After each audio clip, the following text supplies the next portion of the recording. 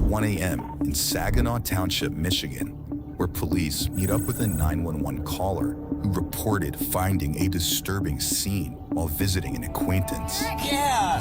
Why didn't you stop? Because I told the lady on the phone, I didn't want to do it there. Is there anybody else in the car with you? No, it's just me. I just didn't want to do it there. That's all. I just. Are you staying at Roadway or Apple Tree or whatever the place is called now? No. So, what's going on? Alright, gang, so if y'all want merch, this is my merch, Maison Rex. We got t-shirts, all different types of colors, you know. Polo shirts, sweatshirts, like hoodies and stuff. We got, you know, the girl hoodies, the crop hoodies. We got some hats. We got some beanies, some backpacks. Link in the description. Yeah, let's get back to the video. There's a dead body in there.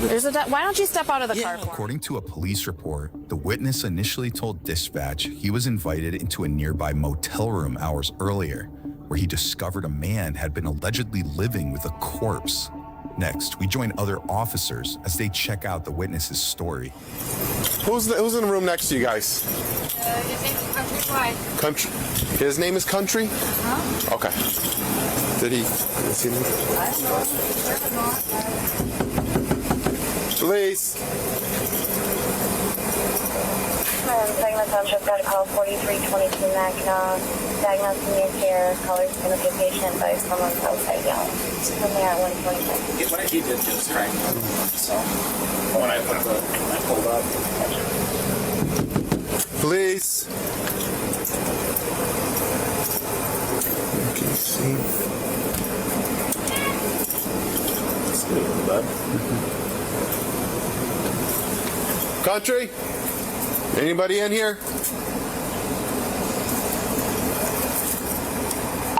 256. Go ahead. Doors partially open. MMR said that they saw somebody poke their head out. They're not coming out. We're going to be making entry. We do have something under the bed covers. Copy. There's something under the bed covers. Told you. Police coming in. Go ahead, Quincy. Police. Yeah.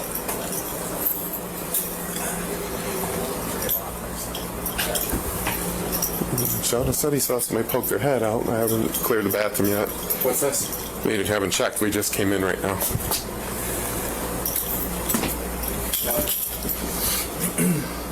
I'm not close.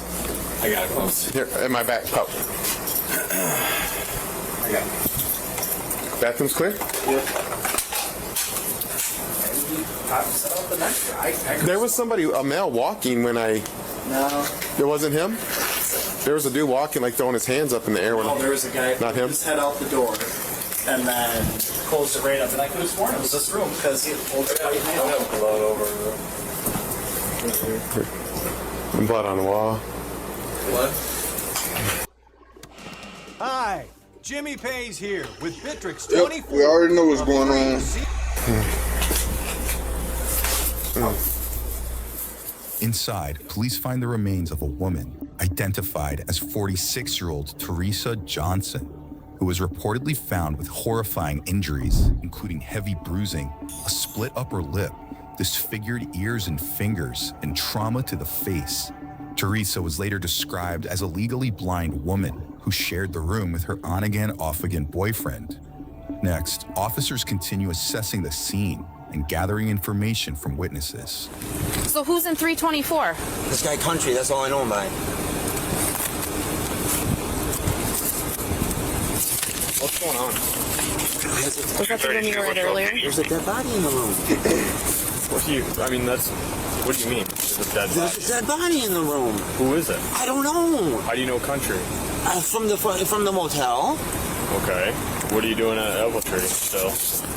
You're good. Just hanging around, but Look. You'll see the thing has been dead. It's been dead. Can I have a cigarette? No, you can wait a minute. Okay. This is serious. If you're saying there's a dead body. But I was coming to you guys to do the right thing. I get that maybe it's just. I got a question for you. You've been doing anything? Did you go there for a reason? Look, we all know what goes on in this motel.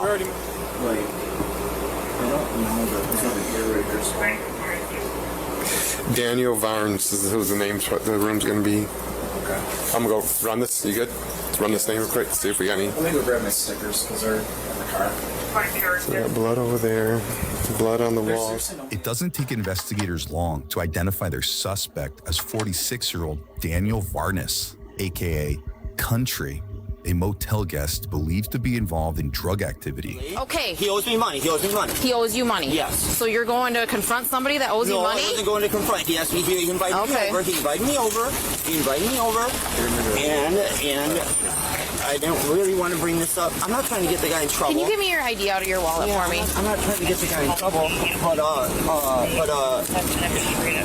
Well, this is a pretty serious. I get that, but that's why I wanted to come to you. I wanted to do the right thing. Damn. Do you know what the guy looks like that stays in this room? I mean, I've talked to him a couple times. Older male, older white gentleman. Yeah. Is his vehicle here by chance? He doesn't have a vehicle. In fact, before you guys showed up, he was standing out here for about 10 minutes with my wife. He found out he had gotten cancer. He looked like he was leaving. Yeah, I didn't know what to do. So you're saying she's dead. How do you know she's dead? How do you know she wasn't just sleeping? Showed it to me. She's rotting, dog. Her eyes open. Showed it to you. You were talking to your neighbor before we got here? Yeah, like a little while before you guys got here. What's that? A little while before you Okay. got here. He said he's moving to Florida because he's dying of cancer. He's moving to Florida because he's dying of cancer? Okay. And he's been staying here for a while, right? Yeah, he's a cool dude. He's really cool. Okay. I'll give it from the start. Okay, he ripped me off. Okay. He ripped me off. And I told him, I was like, man, out of all people, I would never expect it out of you. I thought he was a good guy, a working man, you know. He What did he just say? Go back. You thought he was a what? He ripped me off. Okay. He ripped me off. And I told him, I was like, man, out of all people, I would never expect it out of you. I thought he was a good guy, a working man. Ladies, be careful. Be careful. You know, he's owed me. Let's skip to where you get there. Okay. So, I told him you're on some fiend stuff. He's like, man, I'll explain later. I said, no bullshit, you're on some fiend stuff. He calls me. He says, I want to talk to you. I'm going to prove to you that I'm not on some fiend stuff. Whatever that means. Invites me over. I'm in the room. I see this. Hold on. What time do you get to the room? Like I said, 10:20 this evening. Right. Okay. I see this figure on the bed. Immediately, I'm like, that's weird. You know, it looks like a body. It's under a blanket. It's under a blue blanket. Okay. He says that this evening someone was there with a gun demanding that, Country pay him. So Country, in the heat of the moment or under pressure, had to find someone to rip off, basically. So he apologized for that. And he tells me that, he's been dealing with some stuff, blah, blah, blah, blah, blah. He says, do you see that? He's like, don't look under it. Don't look under the blanket. And I was like, what the fuck? And, okay, in conversation, eventually he goes to lift the blanket. I only seen it for a split second, but it was her face, and then it was rotten. So what did the room smell like? It didn't smell bad. That's what's weird. And I've spoken to people about that, and that's what's weird. Court records show the 911 caller ultimately admitted to attempting to sell drugs to Daniel when he said the suspect took off without paying, before later inviting him over to reconcile and allegedly reveal the dead body to him. And when he showed me all this, I was like, man, I don't even care about the money. Keep it. I was like, man, you got a whole lot of shit going on. Are you 100% Shit, me, I want my motherfucking money. Might have done it. No. So at first, I kind of thought I was going to let all this go. I completely believe him. I completely believed him 100%. And then I told someone, and they were the ones. I'm a very gullible person. I'm really not street smart at all. It's really bad. People tell me all the time. But anyway, they are the ones that pointed out that, that could be all bullshit. And I was like, damn, and it was like my head exploded. I was like, that country story could be bullshit. Well, you know, I guess it could be. Moments later, the suspect himself shockingly dials 911 and admits to fleeing the scene, prompting officers to begin looking for him in a nearby wooded area. So he's by a 2-track. So he probably didn't. We're trying to talk him into walking out to you guys. So there's a trail here. We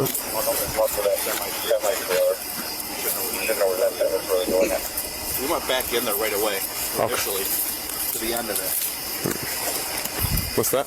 I almost wonder if it took off this way.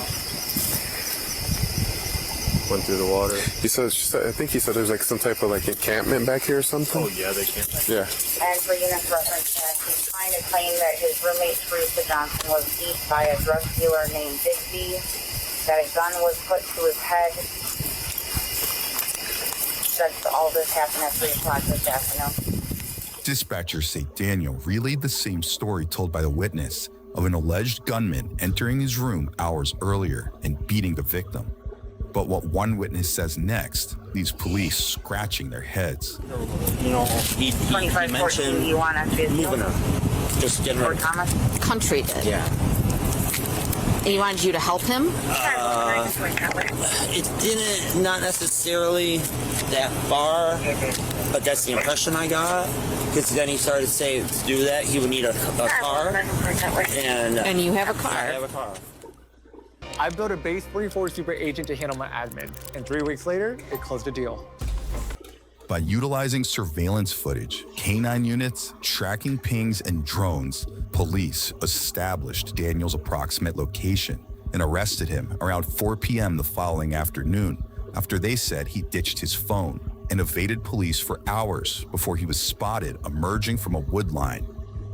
Next, we join the suspect in an interview room where the 46-year-old is asked to undergo a polygraph test. Minutes after he told investigators the same intruder story, the detectives aren't exactly buying. Hopefully it'll be soon, all right? I mean, I know I'll pass it, but it ain't really the point, is it? Well, I think if you know you're gonna pass it, then yeah, you know you're going. I can pass it, though I passed it before. Okay. All right. Like, bro, you would see like you would mess around and see a guy like this in Walmart or Publix, or you know, that shit crazy. Yeah, I can pass them. Okay. Well, that's not gonna get the answers y'all want, though. Oh, well, we'll have to see what happens with it. That's why we don't run them here. I don't know how to. I know that, but by me going and not wasting y'all's time, I know I can pass it. Okay. Well, it's not a waste of our time. We're gonna go through the process, so. I know I can pass it. That's what I'm saying. It's a waste of time because that's not gonna get the answers y'all want. Okay. The answer you want is what I'm going to tell. What's that? I'm sorry? The answers I can tell you is what I can tell you, not what that polygraph's going to tell you. Okay. Well, it's just another conversation. So it's what?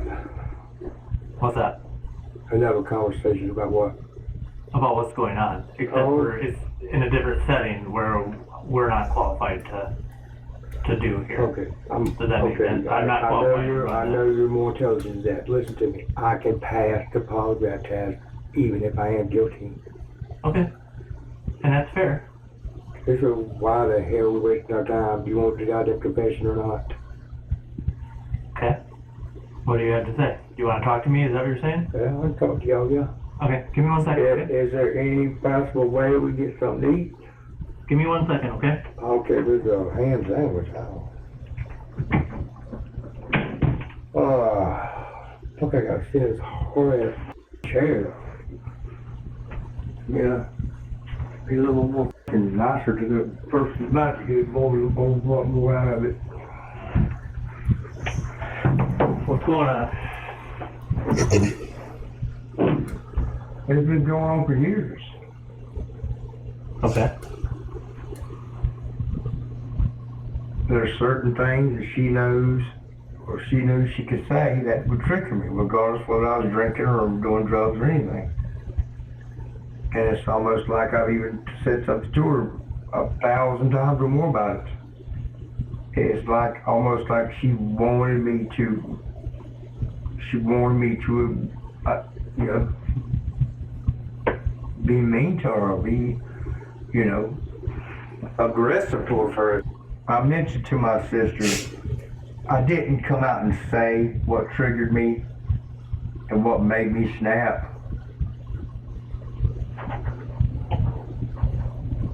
But I did tell my sister exactly what Freda told me. And when she said it,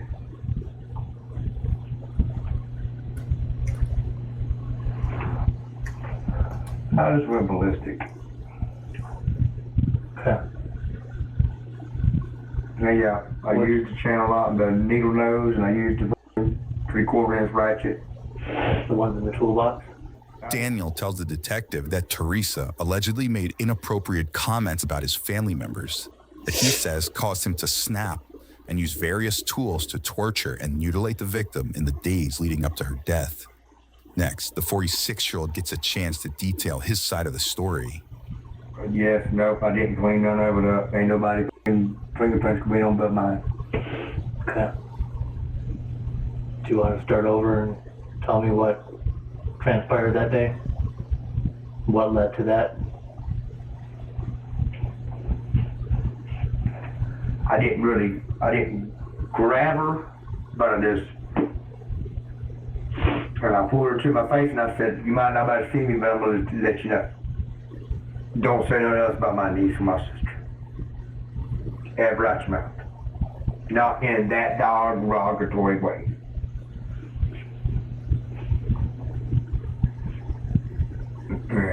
She said, okay. When she said those things, how did that make you feel?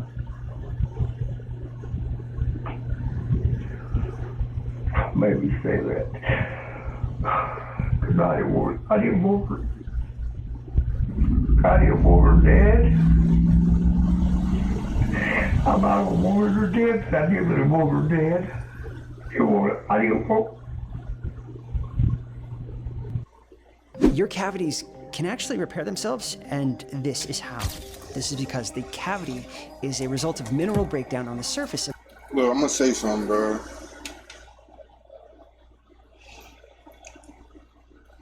We didn't all been through, we didn't all been through that shit. If you over the age of 16 or 18, we didn't all been through that shit, man. But, putting your hands and shit on your partners, that shit ain't cool, man. At all. It ain't cool at all. Can you explain to stop? Can you explain to me what happened? I begged her to stop. I'm not going to sit here and blame it on the dope, though. No. I'm not going to sit here and do that.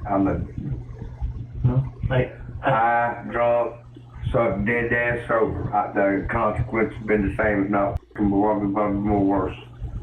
Okay. But you got my word as a human being. If I knew anything that was going to kill, she was going to pass away, I would have done something. I would have done something. So that it went too far. I did not want her to die. I believe it. That got nothing to do with the consequences. That's got nothing to do with it. I just didn't want to take her life.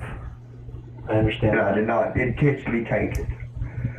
It was not like, oh, I'm going to kill you tonight. It's not what, people say it all the time and, in an argument or whatever, but when you really have to, you really have it on your conscience, it's different. Mm-hmm. Can you take me through the events and how she got injured?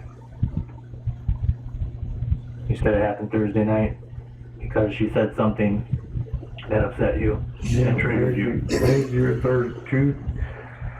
Beginning of the week, it started. It did not transpire and get really, really bad until I think Wednesday night or Thursday night. Is that what she said? What she It's said? fucking cold in this bitch. It's got I'm cold in this backhanded bitch. a couple times like this. I told her to shut up for saying stupid shit like that. What happened after that?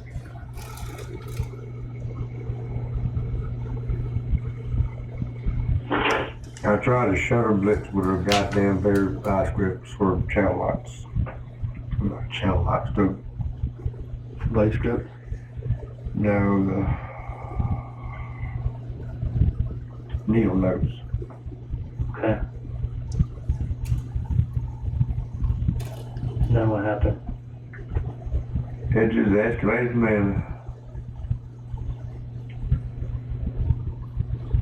I think I might have used the handle of the ratchet like on top of her head. Then what happened? I got up and thought I had to go to the bathroom to calm down before I really hurt her. Okay. Had you hit her with your boot yet at that point? No. What happened when you went to the bathroom? It hit me some dope. And came back in. I told her I was gonna lay down, and she needed just to roll over, shut up, and leave me alone. And don't say nothing else to me. Was she still conscious at this point? Yeah, she never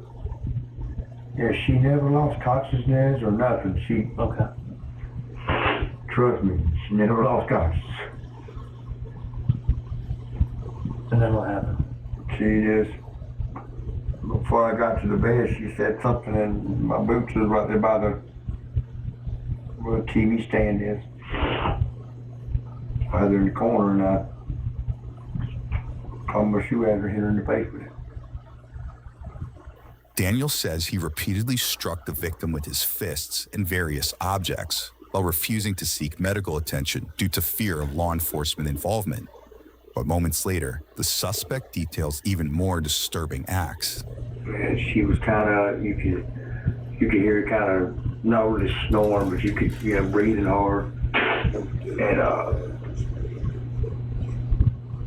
I'm like, I'm gonna turn on the TV and sit on the bed and, lean back against the headboard, So I was hitting the pipe. It was a metal pipe. I lost it somewhere about a off ramp up on the hill.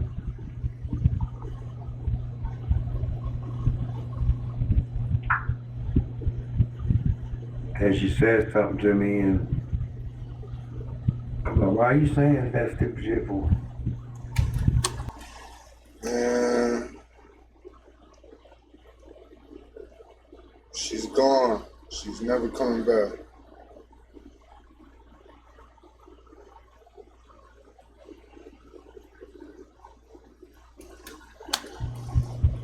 Well, you don't want to do nothing or do nothing with me and this, that, and the other. I said, what do you want to do?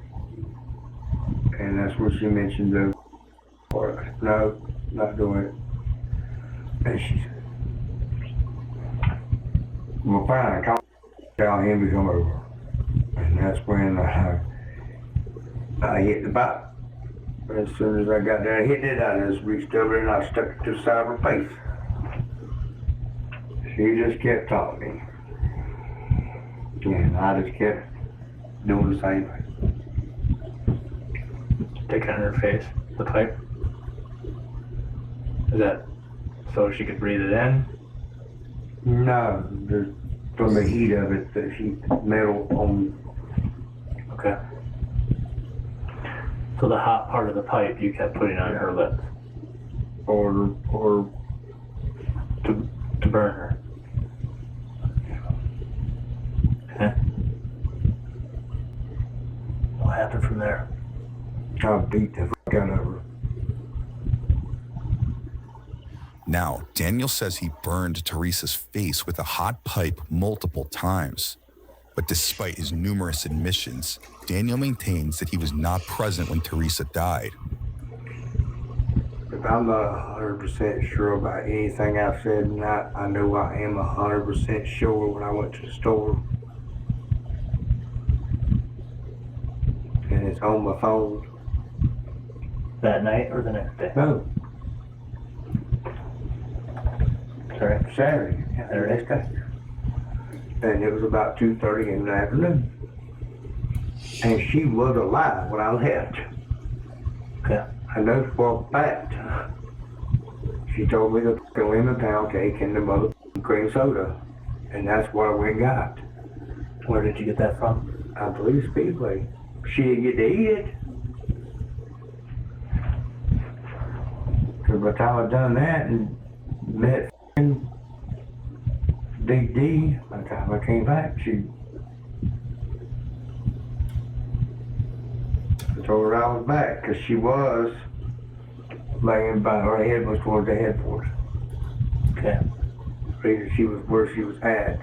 I couldn't remember she didn't have pants on. I couldn't remember that. I wasn't paying attention to that part of it when I even tried to give her CPR. Okay.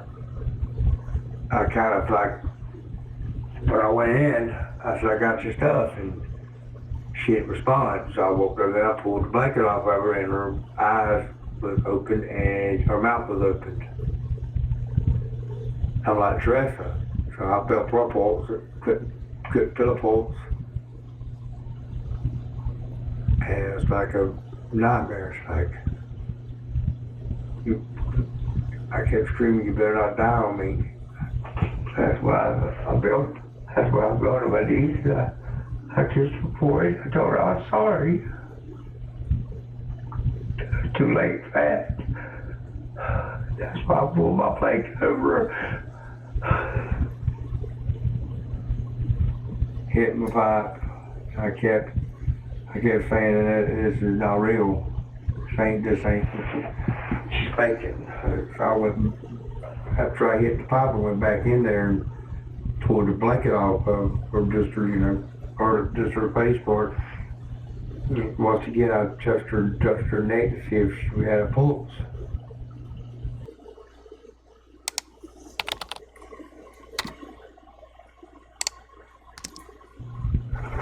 She was already really cold. Also, stiff. Daniel claims he had left the room for an estimated 20 minutes to purchase items from a convenience store and pick up more drugs, when he says he returned to find the victim deceased. But once again, detectives aren't fully convinced. I'm gonna ask. It is what I can't. And I'm gonna ask you one more blunt time, okay? Do you feel that your actions are what caused her death? I don't know that. My actions didn't help. What do you think killed her? Do you think your actions contributed to her death? That's possible, yeah. Very possible. I still, the one thing that's really confusing me is the amount of blood that's in the apartment complex, or in the motel room. I got what you're saying. When you had the maid service do your laundry, I mean, was anything attempted to be cleaned up? It was negative. No. And I apologize if this was answered, but what triggered the laundry service? Do they do that there? I've been trying to get it for a week. Okay. But no, they do not. No, it's just housekeepers do it. Okay. Okay. You've never answered the question. I've never answered what question. Her not being here might be causing me? Yeah. Yes, that is exactly what I've said. Do you think you caused her death? I don't want to think that, no. Did you cause her death? I don't. How am I supposed to answer that? I don't know that. Do you believe that your actions caused her death? That's a simple yes or no question. Yes. And I'm not trying to get you to answer it, just I'm serious. Y'all are trying to get me to answer. You said asking me, I don't know. I wish I knew what happened to get. I feel guilty about the whole thing.